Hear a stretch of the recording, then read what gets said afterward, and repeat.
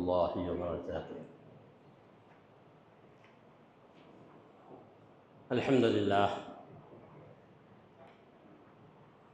لله رب العالمين، والصلاة والسلام على رسوله الكريم وأصحابه وأزواجه وعشرته أجمعين، أما بعد. فأعوذ بالله من الشيطان الرجيم. بسم الله الرحمن الرحيم. وَلِلَّهِ عَلَى النَّاسِ حِجُّ الْبَيْتِ مَنِ اسْتَطَاعَ إِلَيْهِ سَبِيلًا وَمَنْ كَفَرَ فَإِنَّ اللَّهَ غَنِيٌّ عَنِ الْعَالَمِينَ. صدق الله العظيم. اللهم صل على محمد وبيترته بعدد كل معلم لك. اللهم صل على سيدنا محمد عبدك ورسولك وعلى المؤمنين والمؤمنات وعلى المسلمين والمسلمات. اللهم صل على سيدنا محمد عبدك ورسولك وعلى المؤمنين والمؤمنات وعلى المسلمين والمسلمات. میرے محترم بزرگوں اور دینی بھائیوں،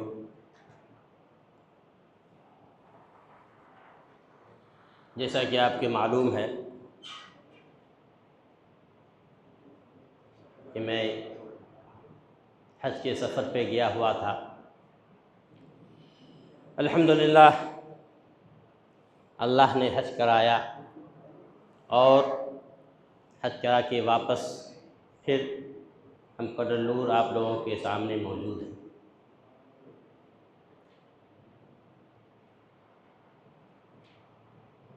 اللہ نے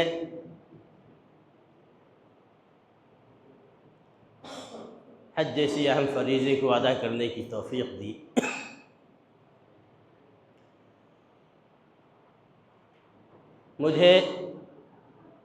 میں جب حج پہ گیا تو پہلے میں یہ سوچ رہا تھا کہ حج انسان کرتا ہے، حج انسان خود سے کر لیتا ہے. حج کرنے جا رہا لوگ یہ بولتے ہیں. لیکن مجھے یہ جانے کے بعد یہ محسوس ہوا کہ حج انسان کرتا نہیں ہے، بلکہ حج اللہ کراتا ہے.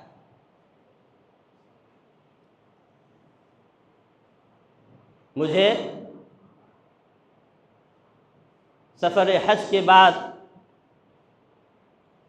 مجھے اس چیز کا تجربہ ہوا کہ حج انسان کرتا نہیں ہے، اللہ کراتا ہے. کیونکہ میں اپنے نظروں سے بہت ساری چیز ایسی دیکھ رہا تھا وہاں حج کے درمیان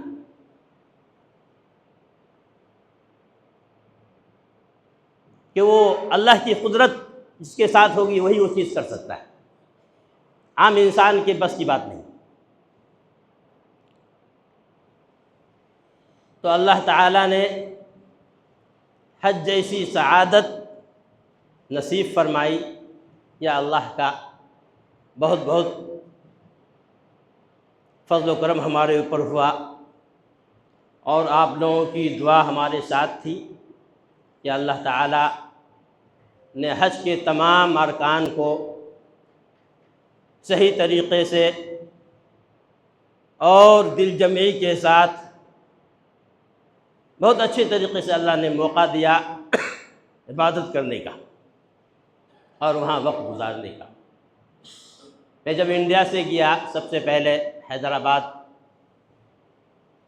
سے ہماری فلائٹ تھی مدینے کے لیے.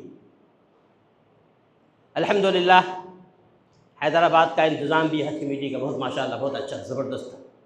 حاجیوں کے لیے بہت بہترین انتظام کیے تھے. خدمت کا قدم قدم پہ لوگ خدمت والے تھے، یہاں سے لے کے ایئرپورٹ تک. ایئرپورٹ سے وہاں بھی ماشاءاللہ بہت زیادہ لوگ حاجیوں کی خدمت کر رہے تھے. بہت اچھا انتظام تھا وہاں. ہمارا سفر جو ہے سب سے پہلے یہاں سے جو ہے فلائٹ مدینے کے لیے گئی.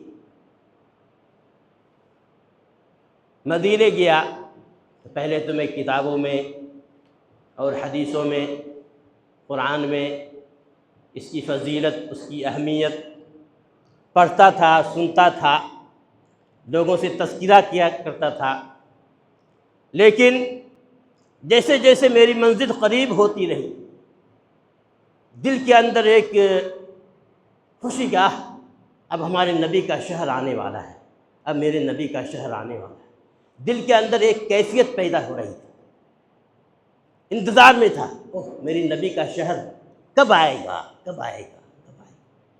ایک جس طرح ایک عاشق معشوق کے انتظار میں رہتا ہے، دل کی کیفیت، وہ دل کے اندر وہ کیفیت تھی،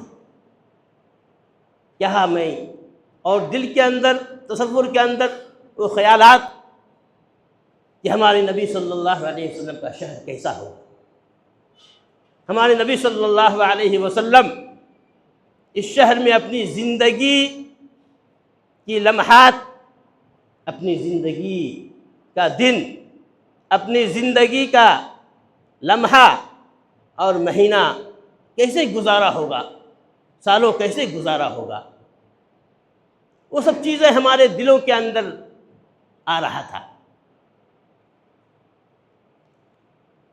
کہ میں پہلے تو کتابوں میں اس چیز کو پڑھتا تھا، حدیثوں میں، قرآنوں میں تذکرہ کیا کرتا تھا، لیکن اللہ نے آج وہ موقع دے دیا، اللہ نے آج وہ موقع دیا کہ اپنے نظروں سے نبی صلی اللہ علیہ وسلم کے شہر کو دیکھ رہا ہوں۔ اللہ کا بہت بڑا، اللہ کا شکر ادا کیا، یا اللہ جس نبی کی محبت پر سارے جہاں قربان ہو، ایسی ایسی چیزیں قربان ہو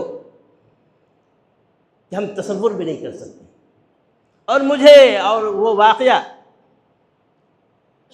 جو حضرت امام بخاری رحمۃ اللہ علیہ اپنی کتاب میں جو ہے اس کو بہت ہی اچھے انداز میں لکھا ہے کہ ہمارے نبی صلی اللہ علیہ وسلم جب مسجد نبی صلی اللہ علیہ وسلم میں تھے تو پہلے ممبر نہیں تھی، کھجور کا تنا تھا، اس پہ ٹیک لگا کہ ہمارے نبی صلی اللہ علیہ وسلم خطبہ دیا کرتے تھے، وعظ و نصیحت کیا کرتے تھے، ذکر و اذکار کیا کرتے تھے، قرآن کی تلاوت کیا کرتے تھے۔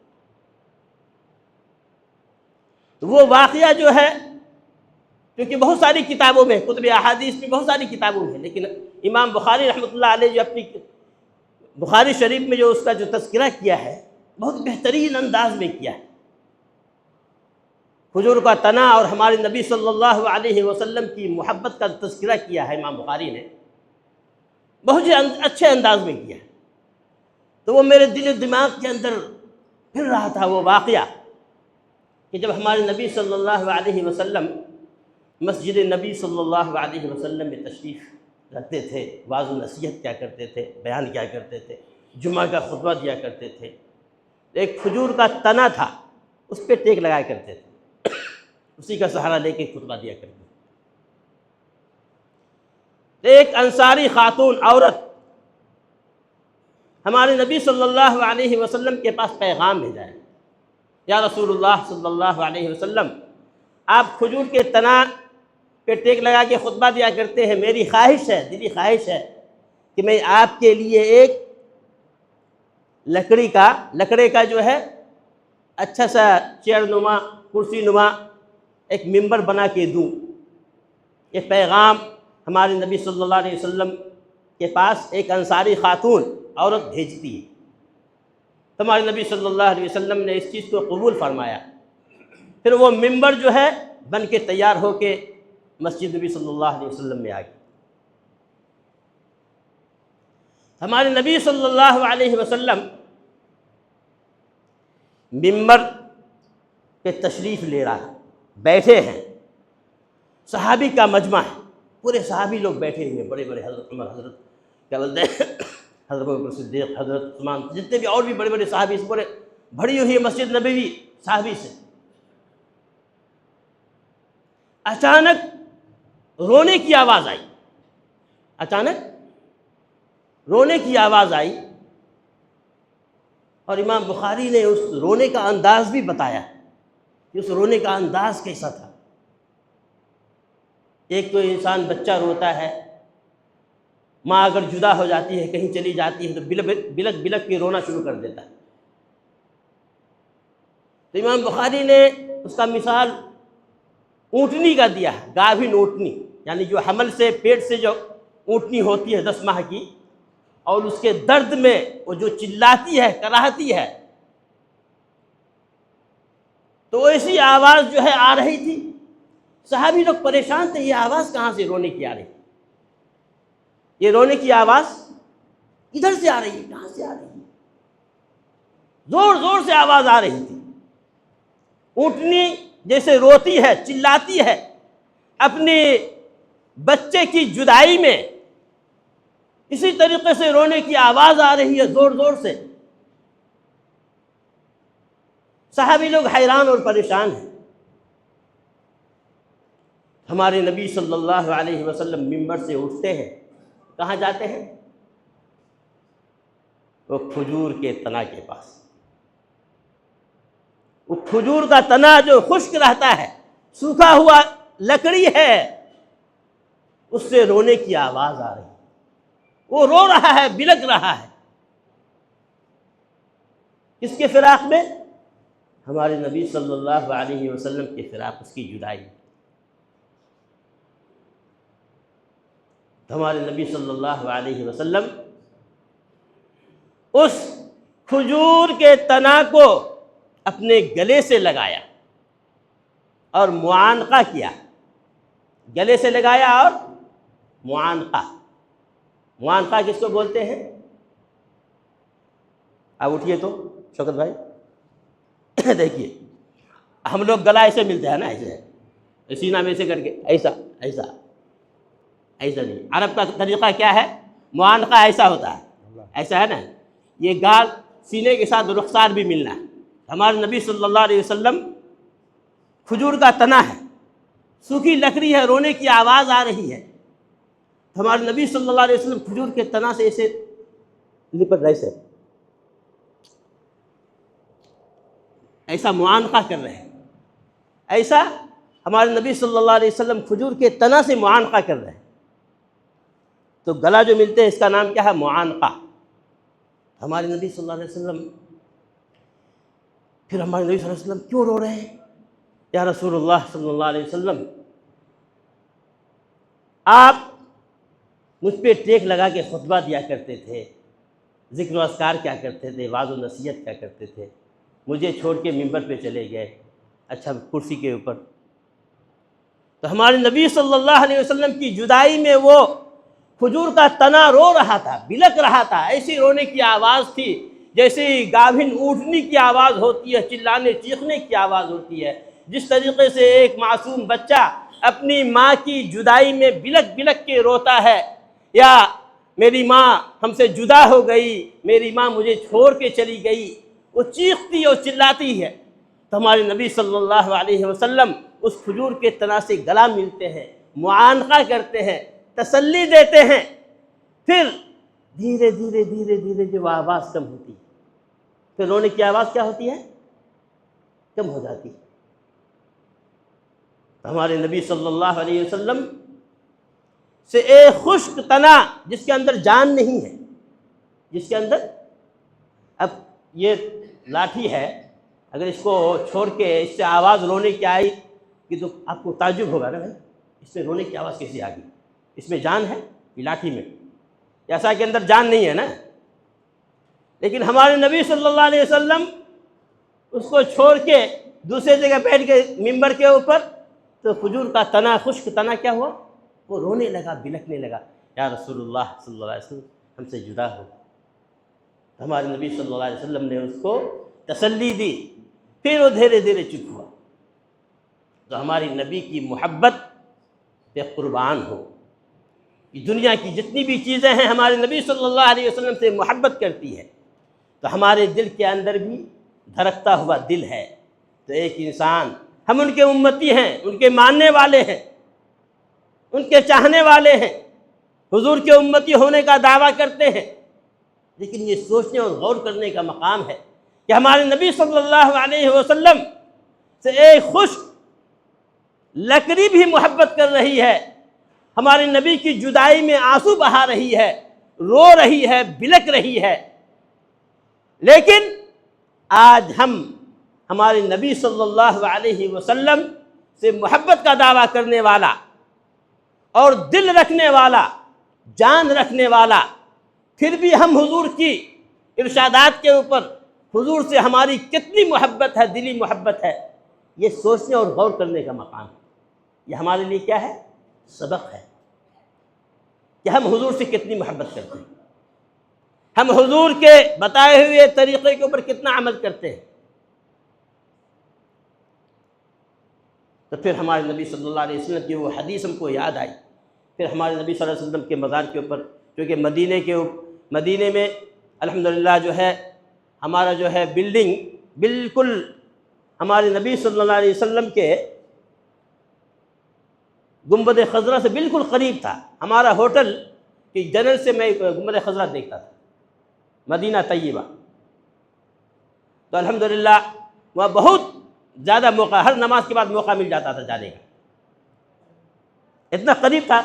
تب میں جاؤں گا، کبھی کبھی رات میں سوئے سے اچانک نیند ٹوٹی، 1:30 بجے 2 بجے رات میں بھی چلا جاؤں۔ تو الحمدللہ بہت اچھا جو ہے 9 سے 9 دن 10واں دن وہاں سے جو ہے جانے کا موقع ملا۔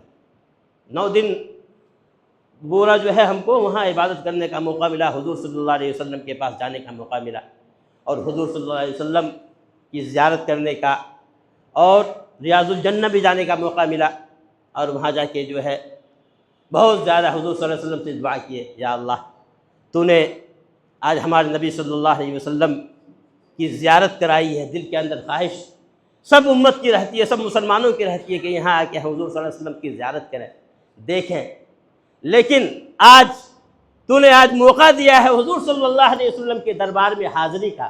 یا اللہ میری دعا کو سننے والا میری زیارت کو قبول کر دے، اور لا الہ الا اللہ محمد الرسول اللہ وہاں پہ پڑھ کے میں حضور صلی اللہ علیہ وسلم اور اللہ کو گواہ بنایا۔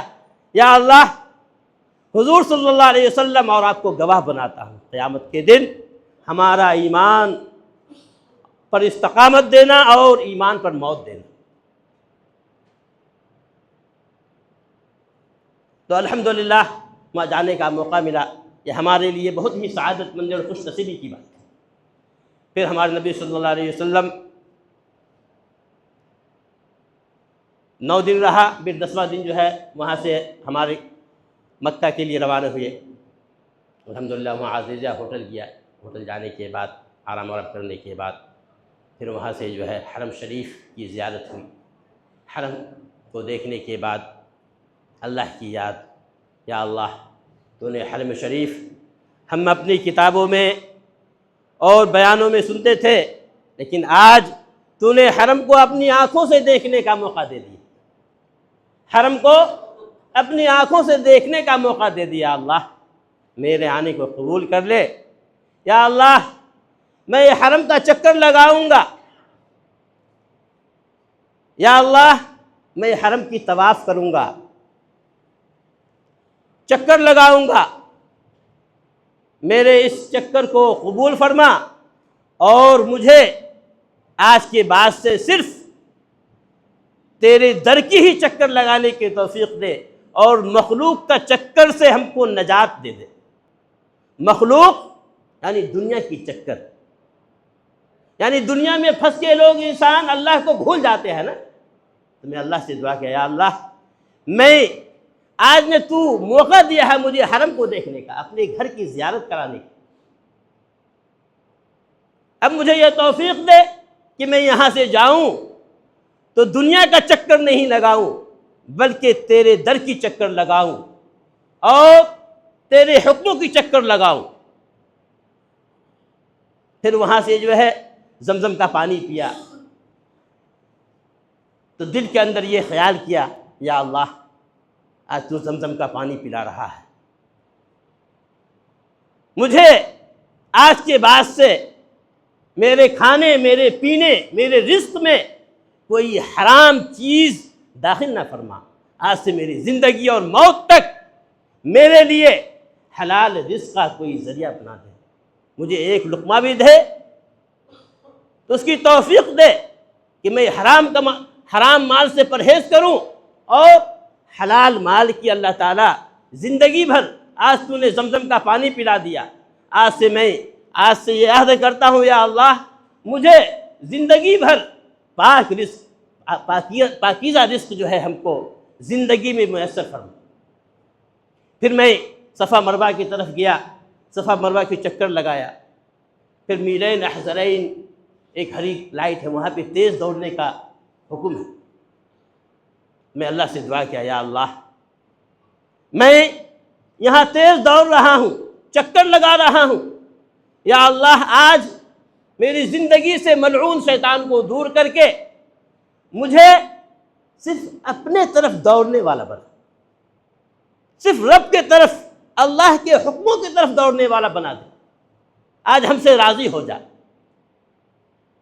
پھر وہاں سے اللہ تعالیٰ نے کرنے کے بعد پھر مینا کو آیا، جب مینا کو آیا، مینا میں دیکھا ایک کیفیت تھی، ایسی کیفیت، آخرت کا سفر ہوتا ہے، حج کا سفر گویا آخرت کا سفر ہے، حج کا سفر گویا آخرت کا سفر ہے۔ میں دعا کہ یا اللہ جب میں مر جاؤں گا مجھے کفن لوگ دیں گے، آج میں خود سے کفن پہن رہا ہوں، آج میں خود سے کفن پہن کے تیرے حکموں کو ادا کرنے کے لیے، تجھے راضی کرنے کے لیے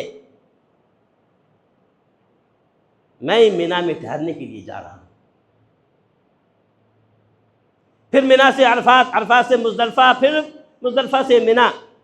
یا اللہ میں نے مینا میں قیام کیا، عرفات میں قیام کیا، مزدلفہ میں قیام کیا، جمرات کو پتھر مارا، رمے جمرات کیا۔ یا اللہ میں نے ہر جگہ تجھے تلاش کیا، یا اللہ میں تجھے ہر جگہ تلاش کیا، عرفات میں تلاش کیا، مزدلفہ میں تلاش کیا، مینا میں تلاش کیا، رمے جمرات کے قریب تلاش کیا۔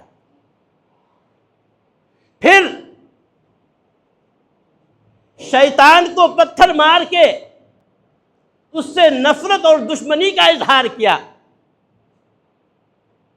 یا اللہ میری زندگی کو موت تک اپنی تلاش میں گزار دے، دنیا کی تلاش کو پیچھے کر دے، کہ لوگ دنیا کی تلاش میں چکر لگاتے ہیں، لیکن حج کیا 5 دن کیا ہے، وہ اللہ کی تلاش میں لوگ جاتے ہیں، اللہ کو راضی کرنے کے لیے، اللہ کی تلاش میں۔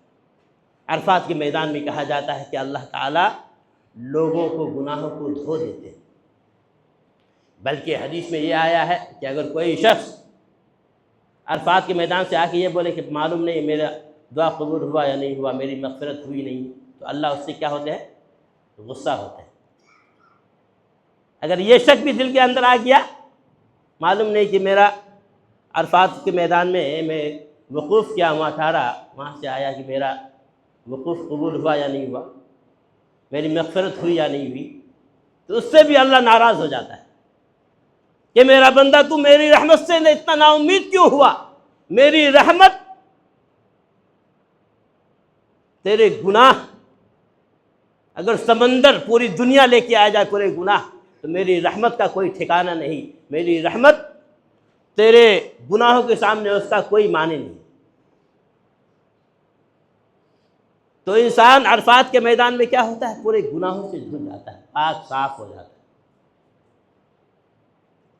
تو وہاں جا کے اللہ تعالیٰ نے مجھے یہ سب موقع دیا، یہ بہت بڑی سعادت مندی ہمارے لیے تھی کہ اللہ تعالیٰ نے اتنا بڑا موقع دیا، اور آپ لوگوں کی دعا ہمارے ساتھ تھی، محلے والوں کی دعا، متولی صاحب اور خاص لوگوں کی دعا جو ہے ہمارے ساتھ تھی۔ الحمدللہ حج کے جتنی بھی ارکان تھے ماشاءاللہ بہت اچھے طریقے سے ہوا۔ مجھے ڈر لگ رہا تھا میری ماں کی وجہ سے کہ 70 پہ 3 سال کی ہے، لیکن الحمدللہ جتنے بھی ارکان ہیں سب پیدل ماشاءاللہ، چاہے وہ طواف ہو یا عرفات سے جو واپسی میں، اس وقت بہت حاجیوں لوگوں کو پریشانی ہوئی تھی، لوگ پیدل آئے تھے مینا تک، تو سب جو پیدل آئے، بہت سارے لوگ حج میں کسی کو بس بھی ملی جو پہلے چلے گئے، لیکن الحمدللہ یہ غیبی طاقت اللہ تعالیٰ نے دے دیا، کسی طرح کوئی تکلیف نہیں۔ ماشاء اللہ حج کے جتنے بھی ارکان تھے، ہر ایک ارکان کو اچھے طریقے سے، بہتر طریقے سے کیا۔ تو اس لیے اللہ تعالیٰ سے دعا فرمائے کہ اللہ تعالیٰ ہمارے جانے کو اور آپ لوگ جو ہمارے لیے کوشش کی، آپ کی محنت کو اللہ تعالیٰ قبول فرمائے۔ اور سب سے بڑی چیز ہے، ایک حج قبول ہوتا ہے، ایک حاجی قبول ہوتا ہے۔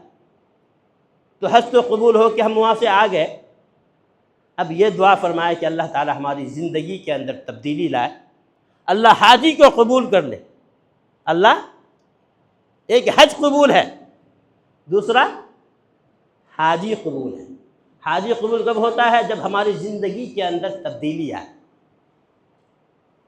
جب ہمارے اندر شریعت کا مزاج پیدا ہو، ہم حرام اور حلال سب چیز کو پرکھنے والے، جاننے والے بن جائیں اور اس میں احتیاط کرنے والے بن جائیں، ہمارے اندر نرمی پیدا ہو، ہمارا اخلاق وسیع ہو، ہمارا عادات، ہمارا کردار نبی صلی اللہ علیہ وسلم کے اسوہ سے جو ہے ملتا ہو۔ تو حج کے بعد سوچنا ہے، غور کرنا ہے کہ حج کا سفر کیا ہے؟ یہ سفر آخرت، آخرت کا سفر ہے کہ ہم اب اپنی زندگی کے اندر تبدیلی لائیں گے۔ پہلے جو ہو گیا سو ہو گیا، لیکن اب ہماری زندگی کے اندر تبدیلی کیا ہوگی کہ ایک مسافر، جس طرح ہم سفر، حج کے لیے سفر گئے نا، اب دوسری سفر کیا ہے؟ جنت کا۔ ہمارا گھر کہاں ہے؟ جنت ہے نا، آدم علیہ السلام جنت میں آئے، یہ مسافر کی جگہ ہے، یہ سفر میں ہے، ابھی ہم سفر میں ہیں۔ ایک حج کا سفر ہم کو آخرت کی سفر کا یاد تازہ کر دیا کہ اب یہاں سے ہمارا سفر جو ہے، نئی زندگی کا سفر شروع ہوتا ہے، کہاں کے لیے؟ آخرت کے لیے۔ اسی لیے ہمارے نبی صلی اللہ علیہ وسلم نے فرمایا، کن فی الدنیا کأنک غریب، دنیا میں ایسے رہو جیسے ایک مسافر رہتا ہے۔ مسافر انسان کیا کرتا ہے؟ اپنی منزل کی تلاش میں رہتا ہے کہ کسی طرح ہم اپنی منزل پہ، اپنے گھر میں پہنچ جائیں گے، اپنے وطن میں پہنچ جائیں گے۔ راستہ میں کیا ہے؟ صرف ضرورت، کھانا ہو، پینا ہو، گاڑی گھوڑا کا انتظام ہو جائے، سفر کسی طرح کٹ جائے، ٹرین آ رہی، ٹرین کا انتظار کر لیں گے، بس اتنی ہی زندگی ہے، اس میں جائیں گے ہم۔ اصل کہاں ہے؟ منزل پہنچنا ہے۔ اگر کوئی انسان پورا پیسہ مال لے کے جو ہے سفر میں خرچ کر دے اور جہاں منزل پہ جانا ہے وہاں کے لیے خرچہ نہیں رکھے تو کیا ہوگا؟ یہ تو بے وقوفی ہو جائے گی۔ انسان کمانے کے لیے جاتا ہے تو زیادہ پیسہ کہاں کے لیے رکھتا ہے؟ اپنے وطن کے لیے، اپنے گھر کے لیے، کہ اس جینا کریں گے، کھائیں گے، پیئیں گے، گھر میں اچھے سے رہیں گے۔ اگر وہ انسان پورے کما کے راستے میں آیا، پورا راستہ میں پورا پیسہ خرچ کر دیا، کچھ بھی نہیں رکھا، تو یہ کیا بے وقوفی ہوگی نا۔ تو دنیا کیا ہے؟ سفر ہے، یہ مسافر خانہ ہے، یہ مسافر خانہ ہے دنیا۔ اصل ہمارا گھر، وطن کہاں ہے؟ جنت ہے۔ ہمارا وطن کیا ہے؟ جنت ہے۔ تو اس کے لیے کیا ہے؟ دنیا میں اپنی ضرورت کو پورا کریں، اور آخرت کے لیے ہمارا جو گھر ہے، وطن، جہاں رہنا ہے ہم، وہاں کے لیے پیسہ، مال دولت جمع کرنا ہے نا۔ اب یہاں گھر کے لیے مال و دولت جمع کرتے ہیں نا، جس کی جیسی صلاحیت ہوتی ہے ویسا اپنا گھر بناتا ہے، کوئی بڑی بلڈنگ بناتا ہے، کوئی چھوٹا رہتا ہے، حیثیت کے حساب سے۔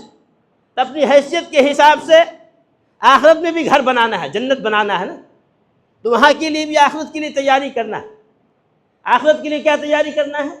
دنیا میں اپنے مال کو جمع کرنا ہے، ضرورت کے حساب سے خرچ کرنا ہے، مال کو جمع کرنا ہے۔ مال کیسے جمع ہوگا؟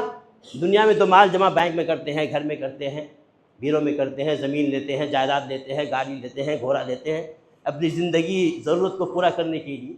لیکن آخرت میں ہم جائیں گے تو وہاں کے لیے کیا جمع کرنا ہے؟ نیک اعمال کو جمع کرنا ہے۔ ہم جو عمل کرتے ہیں، اب کان سے ہم سنتے ہیں، کان تو فنا ہو جائے گا نا، مرنے کے بعد ختم ہو جائے گا، لیکن جو سنا ہوا جو عمل ہے، اچھی چیز، وہ عمل باقی رہتی ہے۔ زبان سے جو ہم بولتے ہیں، یہ زبان، یہ جسم پورے فنا ہو جائے گا، لیکن ہم جسم سے، زبان سے، ہاتھ سے، پیر سے جو بھی کام کرتے ہیں، نیک کام کرتے ہیں، کسی کو کچھ دیتے ہیں اور کسی کو مدد کرتے ہیں، ہیلپ کرتے ہیں، تو وہ ہمارے لیے کیا ہے؟ ذخیرہ آخرت، آخرت کے لیے وہ جمع ہو جاتا ہے۔ تو ہم ابھی سے جو اپنی آخرت کی تیاری کریں، آخرت کی فکر کریں۔ جو حاجی لوگ ہیں اس کے لیے تو بہت ضروری ہے کہ اب، اور جو ہم مسلمان ہیں، ایمان والے ہیں، اس کے لیے بھی ضروری ہے، کیونکہ ایمان والے ہیں، اللہ سے لا الہ الا اللہ محمد رسول اللہ، اللہ سے ہم وعدہ کر لیے، تیرا غلام بندہ ہوں، تیرے حکموں پہ چلوں گا، تیری بات کو مانوں گا، اللہ سے وعدہ ہے نا۔ تو سب مسلمان کو، ایمان والے کو اللہ کے حکم کی تعمیل کرنا ہے، اس کے حکموں پہ چلنا ہے۔ تو ہم ابھی سے آخرت کی فکر کریں، آخرت کی تیاری کریں، دنیا کو بھی رکھیں، دنیا اپنی ضرورت کے حساب سے، آخرت جو اللہ تعالیٰ نے مال دیا ہے، دولت دیا ہے، اس کو ہم اللہ کے راستے میں خرچ کرنے والے بن جائیں۔ وہ مال ہمارا مال نہیں ہے۔ ان اللہ اشتری من المؤمنین انفسهم واموالهم بان لهم الجنہ، اللہ تعالیٰ نے تمہارے مال، دولت، تمہاری اولاد، سب چیز کو جنت کے بدلے میں خرید لیا، تمہارا جان بھی نہیں، مال بھی نہیں، کچھ بھی نہیں، یہ اللہ کا دیا ہوا ہے۔ تو اللہ جس چیز کو دے، وہ اپنی ضرورت کو پورا کرنے کے بعد ہمارے جو غریب لوگ ہیں، جو مجبور لوگ ہیں، ابھی ہمارے متولی صاحب بول رہے تھے کیرلا میں بہت سارے آفت، یہ ہے کیا بولتے ہیں، قدرتی آفت آ گیا ہے اللہ کا، لوگ بہت پریشان حال ہے، جگہ جگہ سے لوگ، تو یہ کب کس کے ساتھ کیا ہوگا یہ اللہ کو معلوم۔ کل اس کے ساتھ ہوا ہے، وہ ہمارے بھائی ہیں، کل ہمارے ساتھ ایسا ہو سکتا ہے۔ ہم اللہ سے ان کے لیے حفاظت کی دعا مانگیں، اللہ اس کے لیے عافیت کی دعا مانگیں، اور ہم سے جو بھی استطاعت ہو، جو بھی طاقت ہو، ان کے لیے ہم مدد اور ہیلپ کریں، کیونکہ وہ کیا ہے؟ وہ آخرت میں جمع ہونے والی چیز۔ ہم یہاں جو کھاتے ہیں پیتے ہیں وہ یہیں رہ جائے گا، لیکن ہم اللہ کے نام پہ، اللہ کے راستے میں کسی بندے کو، کسی ضرورت مند کو، کسی حاجت مند کو، کسی بیمار کو، کسی مجبور کوئی بھی شخص ہو، کسی بھی چیز سے، کسی بھی لائن سے پریشان حال ہو، اگر اس کی پریشانی کو دور کرتے ہیں اپنی جان سے، اپنی مال سے، اپنی طاقت سے، اپنی قوت سے، تو اللہ تعالیٰ اس طاقت کو، اس قوت کو، اس جان کو، اس مال کو کل قیامت کے دن کیا کرے گا؟ ذخیرہ ہمارے لیے کیا ہوگا؟ اس سے بینک بیلنس جمع کرتے ہیں نا، پیسہ کو بینک میں جمع کرتے کرتے زیادہ کروڑوں روپیہ ہو جاتا ہے، تو یہ سب چیزیں کیا ہوگی؟ آخرت کے لیے کیا ہوگا؟ ہم جو اصل گھر کہاں ہے؟ جنت، وہاں جا کے اللہ اتنا بڑا دولت ہم کو ملا، وہاں 1 روپیہ دیے تھے، اللہ تعالیٰ 1 روپیہ کے بدلے میں اتنا ہم کو، اتنا بڑا جنت میں اتنے بڑے درجات کو بڑھا دیا، اتنی بلڈنگ، اتنی ہیوڑیں، سب چیزیں دی ہیں۔ تو جب اللہ کی نعمتیں بے شمار، جنت کی ایسی نعمتیں ہیں کہ ہم اس کے تصور سوچ بھی نہیں سکتے، اتنی بڑی نعمت ملے گی اللہ تعالیٰ کی۔ تو اللہ تعالیٰ ہمیں کہنے اور سننے سے زیادہ عمل کرنے کی توفیق دے، اور آپ لوگوں سے درخواست ہے کہ آپ لوگ زیادہ سے زیادہ نماز کے بعد ہمارے کچھ ساتھی وہاں پہ کھڑے ہوں گے، کیرلا میں ہمارے بھائی جس کے اوپر اللہ کا اللہ کی جو مصیبت، جو تکلیف ہے، جو پریشان حال ہے، دکھ تکلیف میں، ہم اس کے ساتھ جان سے نہیں تو کم سے کم پیسے سے اس کی مدد کریں، تاکہ اس سے اپنی ضرورت کو پوری کر سکے، اپنی تھوڑی موری ضرورت کو پوری کر سکے، تاکہ اس کا فائدہ بھی ہم کو ملے، دنیا ان کو بھی فائدہ ملے، اور یہ انسانی تقاضا بھی ہے، انسانیت کی ناطے بھی، اور ایک مسلمان کو 2 ہاتھ میں لڈو، ایک غیر مدد کرتا ہے تو اس کو دنیا میں ایک احسان ہو گیا، چلو، لیکن اللہ کا وعدہ ہمارے لیے کیا ہے کہ جب دنیا میں کسی کو مدد کرو گے تو دنیا میں تو وہ انسانیت کے ناطے ہو گیا، لیکن اللہ بھی اس کا بدلہ دے گا۔ تو اللہ تعالی ہمیں کہنے اور سننے سے زیادہ عمل کرنے کی توفیق عطا فرمائے، آمین، وآخر دعوانا الحمد للہ رب العالمین۔